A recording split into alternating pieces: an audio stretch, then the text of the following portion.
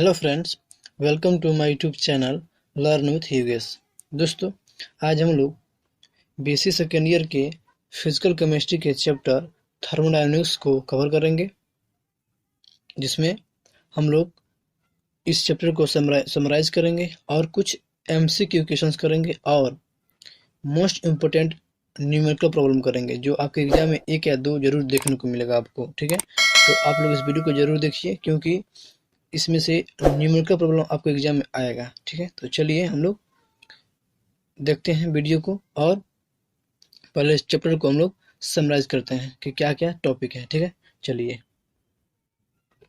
देखिए, पहला इसमें आता है ओपन सिस्टम।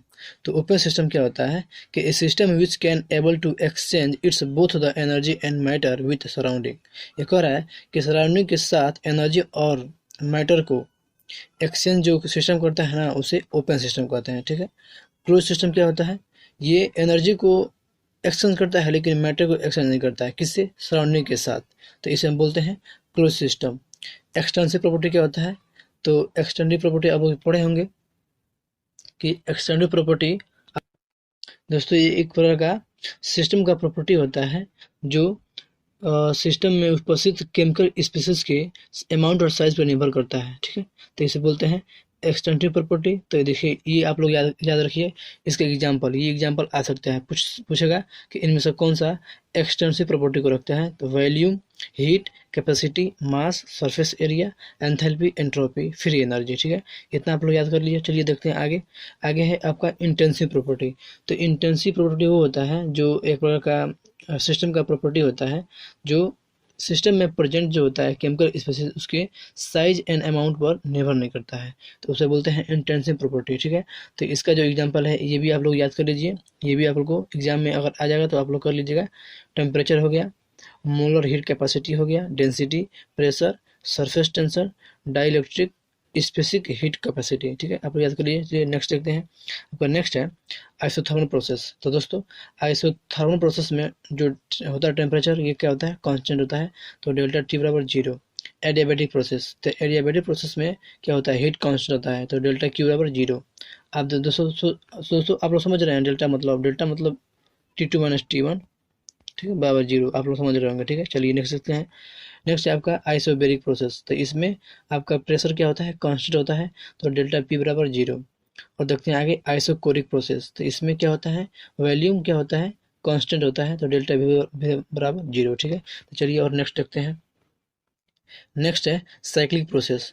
तो साइक्लिक प्रोसेस में डेल्टा एच हमेशा याद रखिए, डेल्टा एच, डेल्टा ई और डेल्टा यू क्या होता है, बराबर 0 होता है। ठीक है, अब देखिए आगे, mathematical form of first law of thermodynamics, ये होता है आपका डेल्टा यू बराबर क्यू प्लस डब्ल्यू। ठीक है, आप लोग बस याद लिखिए, बस मैं समराइज करा रहा हूँ। ठीक है, टॉपिक को। दूसरा है the Joule Thomson expansion of an ideal gas is always 0, ये होता है। ठीक है, the relation between delta H and delta E is given by delta H बराबर delta E plus P delta V. आगे आपका है कि when matter any and energy can be exchange between the system and surrounding, it is known as open system. अभी आप लोगों ने पढ़ा है ऊपर। ठीक है, आगे देखते हैं। आगे है energy has the dimension of mL²T⁻², ये भी जानते हैं आप लोग। अब देखिए, temperature is a intensive property, अभी आप लोगों ने पढ़ा है। ठीक है, आगे है according to first law of thermodynamics the total mass and energy of this system remains constant. ये आप लोग याद रखिए, कहीं आ सकता है एग्जाम में। और एक बात हमेशा याद रखिए कि CP is always greater than CB. ठीक है, सीपी क्या होता है, सीबी से हमेशा बड़ा होता है। ठीक है, तो चलिए और कुछ नेक्स्ट देखते हैं। तो चलिए दोस्तों, हम लोग समराइज कर लिए हैं, तो चलिए क्वेश्चन तरफ बढ़ते हैं। तो देखिए, पहला क्वेश्चन है, during a process the temperature remains constant. ठीक है, तो इट इज नोन एज, जिसमें बोल रहा है किस प्रोसेस के दौरान टेम्परेचर क्या होता है, कांस्टेंट होता है, तो इसे क्या कहते हैं, आइसोथर्मल प्रोसेस। ठीक है, तो ऑप्शन जो 1A, B है, ये क्या है, करेक्ट आंसर है। आगे देखते हैं, according to first law of thermodynamics. ठीक है, डेल्टा ई बराबर Q minus W, delta E equal Q plus W, delta H बराबर डेल्टा ई माइनस डब्ल्यू। तो इसका राइट आंसर है आपका ऑप्शन ए, डेल्टा ई बराबर क्यू माइनस डब्ल्यू। ठीक है, ये होता है। ठीक है, चलिए नेक्स्ट देखते हैं।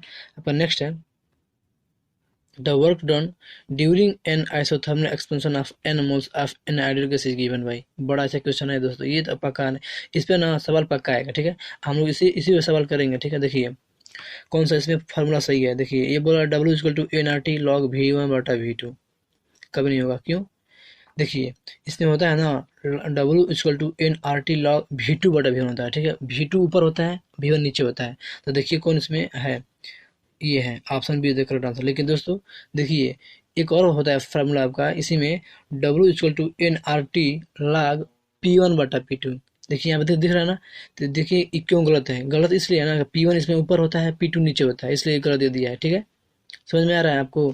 तो यही बात है। अब देखिए अपने पढ़ा होगा फार्मूला कि P1 V1 बराबर P2 V2, ठीक है, यहीं से आप लोग निकलता है रिलेशन। तो यहाँ से जब निकालेंगे V1/V2 करेंगे, यहाँ से P यहाँ भर देंगे तो P1/P1 हो जाएगा और V2/V1 हो जाएगा, इसलिए V2/V1 का स्थान पे हम लोग लिख सकते हैं P1/P2, लेकिन यहाँ पे क्या है P2/P1, इसलिए गलत हो गया है, ठीक है, इसलिए जो ऑप्शन बी है ये करेक्ट आंसर है। चलिए नेक्स्ट देखते हैं। आपका नेक्स्ट है the difference in the values of CP and CB is given by. तो दोस्तों अपने जानते हैं कि CP minus CB equal to होता है R, तो इसका मतलब डिफरेंस सही है, ठीक है। चलिए नेक्स्ट देखते हैं। नेक्स्ट है during joule Thomson expansion of an ideal gas the temperature, क्या होता है? जूल थॉम्सन एक्सपेंशन के दौरान आइडियल गैस का टेम्परेचर क्या होता है? डिक्रीज करता है, ठीक है, option A is the correct answer. चलिए आगे देखते हैं। अब देखिए दोस्तों अब हम लोग करेंगे न्यूमेरिकल प्रॉब्लम, ठीक है, तो चलिए देखिए दोस्तों आगे कुछ और बचा था MCQ क्वेश्चन, जैसे है zeroth law of thermodynamics deals with conversion of mass and energy, बिल्कुल गलत है, ये नहीं होगा। Deals with reversibility and irreversibility of process, ये भी गलत है। State that if two system are both in equilibrium with a third system they are in thermal equilibrium with each other, बिल्कुल सत्य है दोस्तों। एक और है कि ए बी से क्या होगा, इक्विलिब्रियम होगा, और सी से होगा, तो जो सी है ना ये इस हो जाएगा, ये इसका कहना है, ठीक है, किसका कहना है? तो जीरो लॉ ऑफ थर्मोडायनेमिक्स का, ठीक है। चलिए नेक्स्ट देखते हैं। दोस्तों बारिश बहुत तेज हो रही है यहाँ पे मेरे घर के सामने, तो थोड़ा आवाज आ रहा होगा आपको, तो ठीक है कोई बात नहीं। चलिए नेक्स्ट देखते हैं। आगे अगला है एंट्रोपी चेंज डिपेंड्स अपॉन, तो एंट्रोपी बोल रहा है किस पे मतलब निर्भर करता है, तो हीट ट्रांसफर पे, option A is the correct answer, ठीक है। नेक्स्ट है in endothermic reaction and exothermic reaction heat is respectively, क्या होता है इसमें? मतलब बोल रहा है कि हीट क्या होता है, एब्जॉर्ब होता है कि रिलीज होता है? देखिए ऑब्जर्व ये गलत है, रिलीज ये भी गलत है, रिलीज एब्जॉर्ब नहीं। एंडोथर्मिक में क्या होता है, एब्जॉर्ब होता है, एक्सोथर्मिक में क्या होता है, रिलीज होता है। तो देखिए ऑप्शन कौन सा है, डी है। तो पहला ये क्या बोल रहा है, एंडोथर्मिक क्या कर रहा है, ऑब्जर्व कर रहा है, एक्सोथर्मिक क्या कर रहा है, रिलीज कर रहा है, इसलिए option D is the correct answer, ठीक है।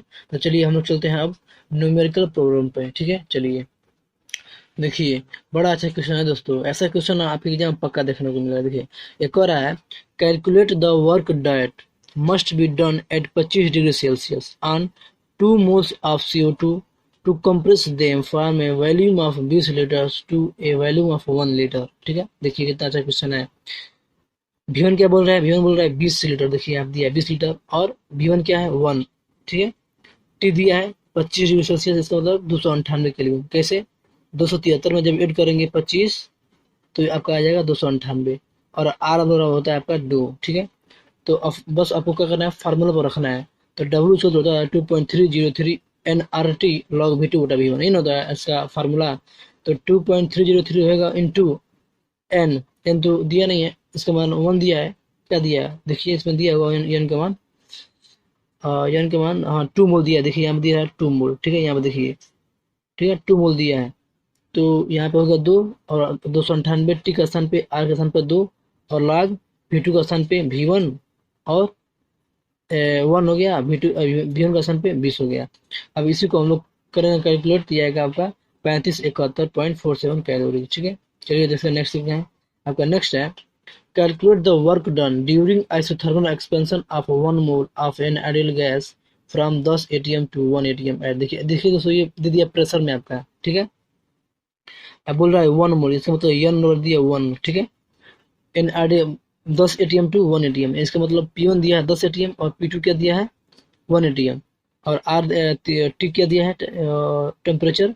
तो टेम्परेचर आपको दिया नहीं है इसमें, हाँ दिया है 300 केल्विन, देखिए यहाँ पे दिया है 300 केल्विन, ठीक है। अब बस हम लोग को फार्मूला रखना है। तो अब देखिए प्रेशर के रूप में जो होता है फार्मूला, प्रेशर के फार्म में, तो डब्ल्यू इक्वल टू होता है आपका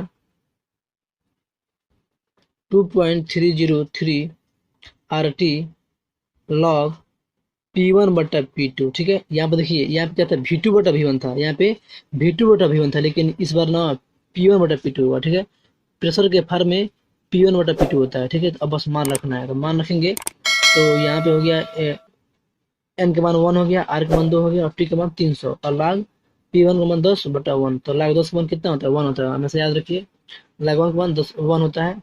तो यहाँ पे इसका आंसर आएगा 13.81 कैलोरी। ठीक है, ऐसा समझ में। चलिए नेक्स्ट देखते हैं।